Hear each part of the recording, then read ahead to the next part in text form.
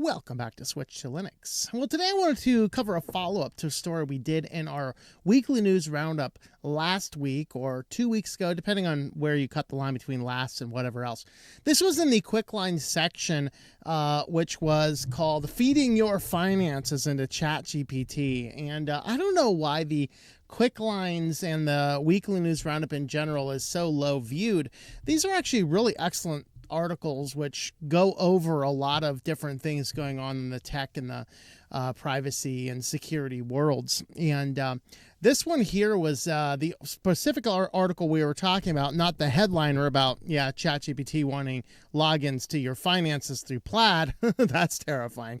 But this was actually a story about one of the security breaches inside of Microsoft's BitLocker.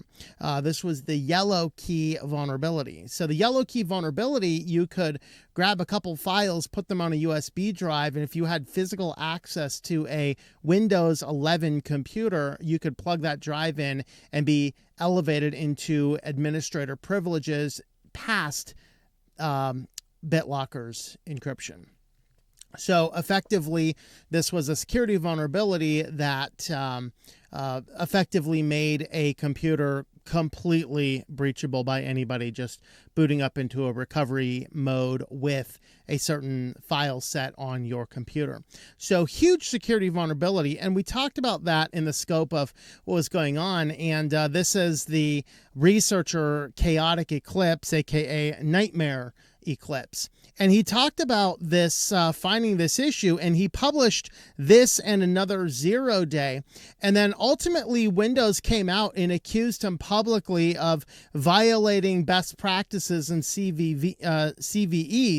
And they basically said that he was disclosing 0 days to the world without talking to them first, which usually security researchers would go through a bug bounty program, would even in many cases earn revenue from discovering things. It gives the company a certain amount of time, 60, 90, whatever days, to acknowledge and build a patch for it. And then once, after the patch is released, then we get the details about what had happened. And this is why a lot of the times when you read about a security vulnerability, it's not really a big deal. It has been patched as long as you are pushing security updates. Now, a 0 day means that it is something that is out in the wild before the patch is available. And in some instances, people can be actually getting in and executing these things on systems before they even have a patch available. It's one thing, of course, if you happen to have a patch available that you don't install. It's another thing altogether if there's nothing there to install at all. And those are some of those things that we keep in mind. Now, what this researcher came out and actually said, though, is he did alert Microsoft multiple times. They blew him off, eventually deleting his GitHub account. And I have some questions. Now, Microsoft says they never received any communication with him. He says, yes, he has evidence that they received communications and simply blew him off. So he basically got angry and just started researching a bunch of things and ended up releasing multiple 0 days publicly. Now, there is a couple points of significance here. Point number one of significance: if this guy was being totally malicious, he would have just discovered these, sold them on the black market, and made a boatload of money. He didn't do that. He could be somebody with Asperger's or on some autism spectrum, which means that maybe they did respond to him and he didn't like their response, or they didn't respond to him as fast as he would have liked. So we don't know right now what the details are about what is going on, but this is something that, I submitted something, I received something back. This is something that somebody has the absolute truth about. This isn't specifically objective or subjective, this is very objective. Somebody has the information. We just don't have it all yet. Now, he has on his blog a number of things, and one of the articles that just came out recently was July 14th. This is actually that's not the whole post. This is what he wrote most recently. He basically says on July 14th he's going to make a lot of disclosures about Windows, and that's not too far away. And he did this simply because, according to him, Microsoft blew him off, didn't pay him for anything, and basically ignored all of his requests to look into things. Basically, he went through a bug bounty program and it didn't. This is actually the post about that from about a month and a half ago, April 15th. So he has a link to GitHub, which might actually be erased. Microsoft, of course, who owns GitHub, deleted his whole GitHub account because, of course, they did. To address some media articles wrote, first of all, I wanted to talk about MSRC official response regarding Blue Hammer. This is one of the security vulnerabilities he found. He says, quote, Microsoft, a customer commitment to investigate reported security issues and updated impacted devices to protect customers as soon as possible. We also are coordinated vulnerability disclosure, a widely adopted industry practice that helps ensure issues are carefully investigated. So basically, he says that he received this back, which was just a simple, basically copy paste PR nonsense. Now, if he received this and thought that this was the only response and just started releasing bugs, I see Microsoft's point.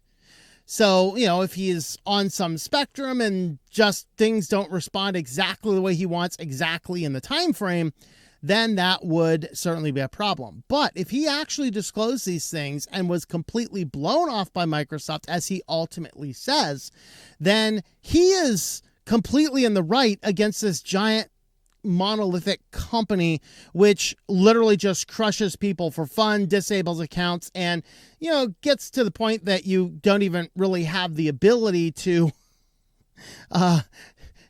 respond to the company in any appropriate way. You get your Xbox account banned, even just AI banned it for no real good reason. You cannot get those back. And I've talked to a number of people that have had those issues. His response goes on, very generic response, almost if they don't care, and they don't. Why? Because MSRC was fully aware of this public disclosure. A case was filed but was dismissed by them, and they are also aware this one will be disclosed, but again, they are ignorant. Normally, I'd go through the process of begging them to fix a bug, but to summarize, I was told personally by them they will ruin my life, and they did. And I am not sure if I was the only who has this horrible experience, or few people did, but I think most would just eat it and cut their losses. But for me, they took away everything. They mopped the floor with me, pulled every childish game they could. It was so bad at some point, I was wondering if I was dealing with a massive corporation or someone just having fun seeing me suffer, but it seems to be a collective decision. So ultimately, he says that he reported bugs to Microsoft and they ignored him.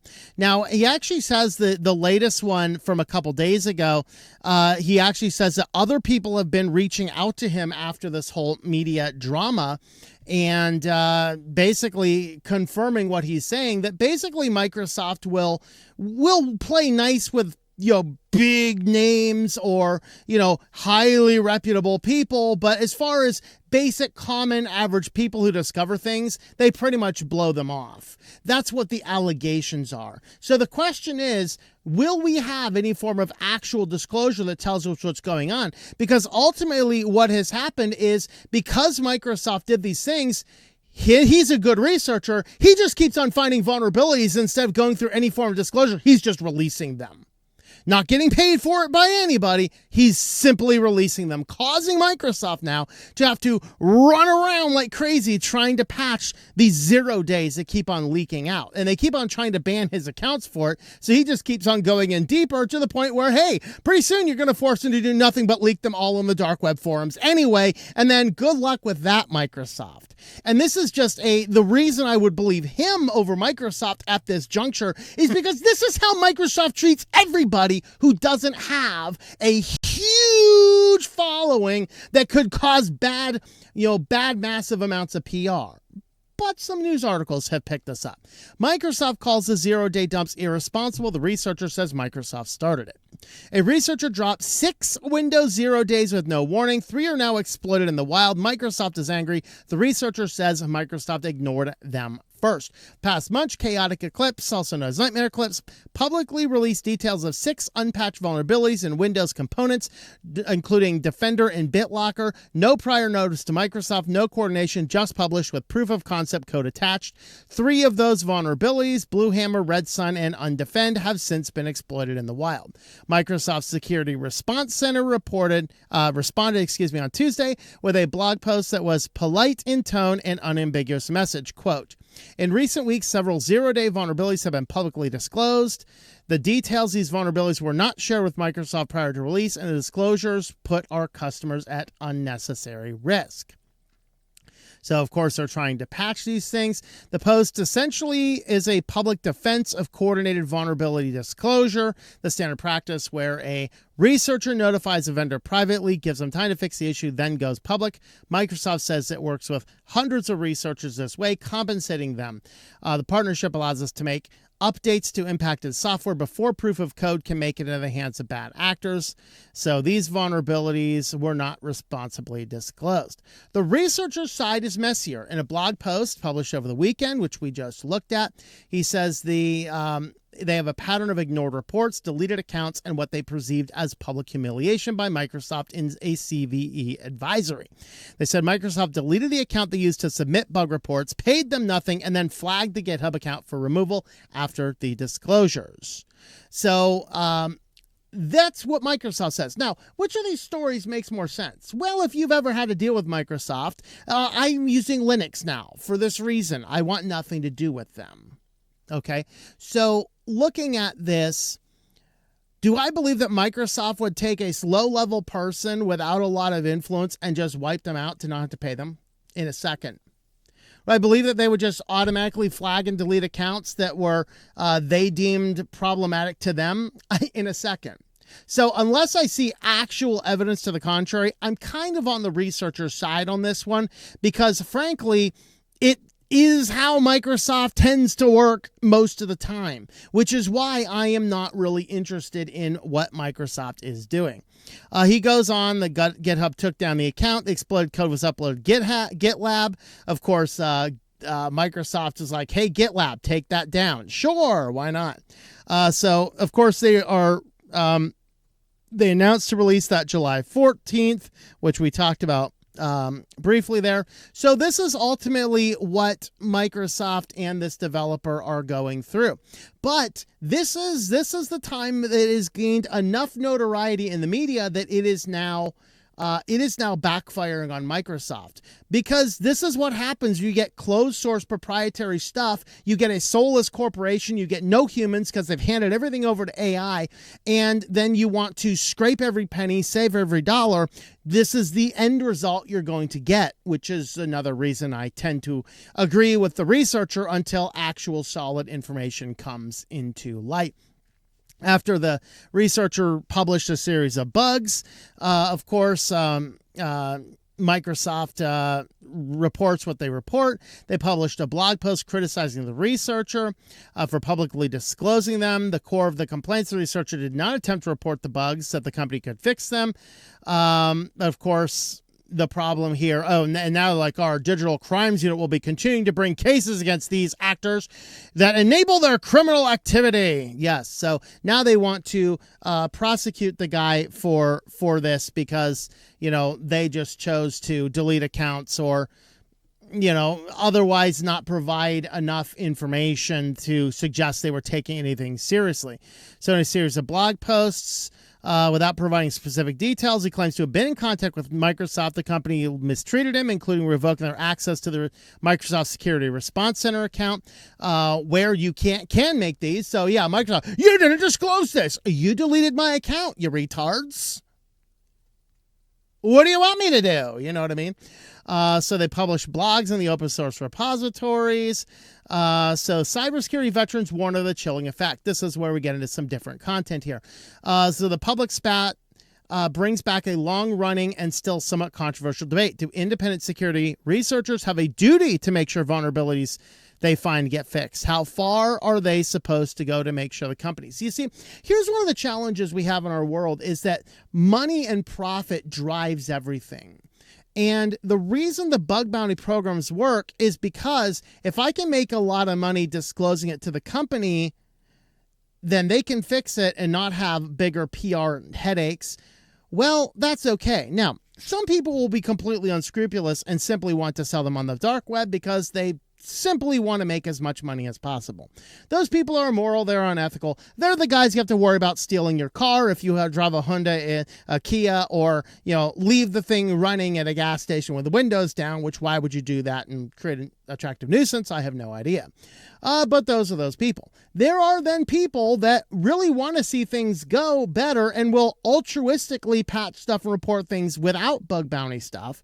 And then there are some people going, yeah, this is kind of what I do for my job. I research these things. I'm kind of a freelance security researcher. I find these things, develop the proof of concept, and then disclose them. And since the company will pay me some money, even though the evil hackers will probably pay me more, I'll just stay the legal route and go through the bug bounty program. Well, that's all fine and good, but our entire country right now, our entire world right now, seeks to extract maximum profits with little concern for care or ethics. So Microsoft has no position, being one of those mega corporations, to even sit down and say, how dare you not disclose it to us first? You want to maximize every profit. Maybe other people want to maximize their profit too. Now we have to get into the subject of morals and ethics. Hey, I'm a Christian. My morals and ethics come from God. If you're an atheist, where do yours come from?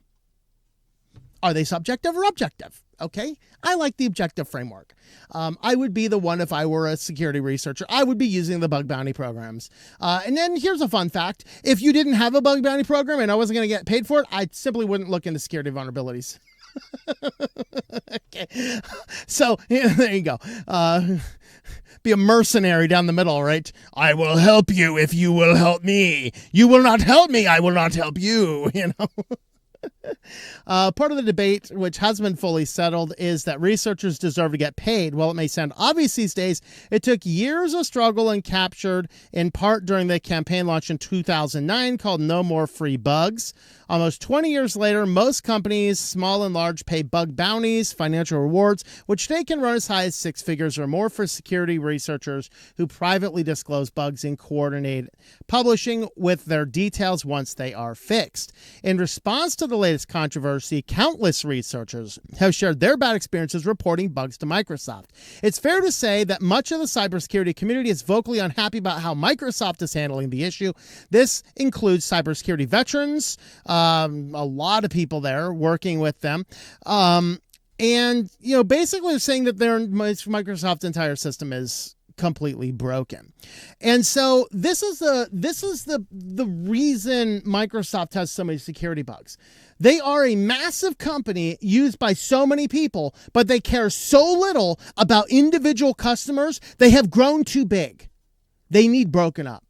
They need something to happen that they are no longer the ones kind of in charge of their own destiny, as it were. They are just too big. They are too soulless. They are too driven for money, and they clearly do not care enough about security. And this has bit them many times about security vulnerabilities. And this is a very good reason I think you should switch to Linux if you possibly can. Because frankly, yes, there are security vulnerabilities in Linux. In some reports, they say there's even more. No, that's because the source code is available and people can audit the source code, which means there's more fixes and easier, there's more fixes and more reports about codes that are available. It's kind of like the way a lot of looking at New York City can say, our reported crimes are way down. Yeah, that's because the police don't do anything for half of the crimes, so people stopped caring. It's the same thing. If you have the source code is available, more people can be looking at it, more people can be auditing it, more people can be submitting bug reports, so it looks like there could be more bug reports. but Microsoft is behind closed source, and so it's a little bit harder to work with those things, and so you don't see quite as many bugs, but when you find them, you get mad developers or mad researchers that you piss off, and then they just start releasing 0 days, and now you're kind of screwed, and you're going to have a lot of security vulnerabilities. And that certainly is a problem. So ultimately, Microsoft, I think they have finally bit off more than they can chew from the security researchers. And wouldn't it be really funny if there was a giant boycott against reporting bugs to Microsoft? Be like, all these security researchers be like, you know what? We're just going to report our bugs 0 day for free until Microsoft gets with the program, abolishes the AI in this nonsense, brings real human beings in, and starts treating researchers as the critical part to their security, which they are. I'll be over here using Linux, though. So since I'm not using Microsoft products, I'm not super impacted by all this. Yeah, a little bit in the tangential things that I have to be close to, whatever else. I understand that. But all that being said, Microsoft has finally grabbed the limelight for, guess what? More security vulnerabilities. They have had more security. They even had their CEO, like their executive suite officers' pay is now tied to security vulnerabilities. Well, if they're honest about that, I guess they're not going to be seeing their bonuses this year. I don't know what's going on. But let me know your thoughts about all this in the comments down below. Do you still use Microsoft products? Are you looking at wanting to look at Linux? Hey, if you are looking at wanting to look at Linux, I realize not everybody can switch. I realize not everybody wants to switch, but it is important that we consider these various options when security is so paramount these days. I, of course, recommend Linux Mint. If you don't know where to start, don't worry about all these blog posts, everybody fighting over the best ones. Just start with Linux Mint. Use that. Super and simple install, works with most hardware. And then once you've dipped your toes into the shallow end of Linux through Linux Mint, then you can experiment with other systems as well.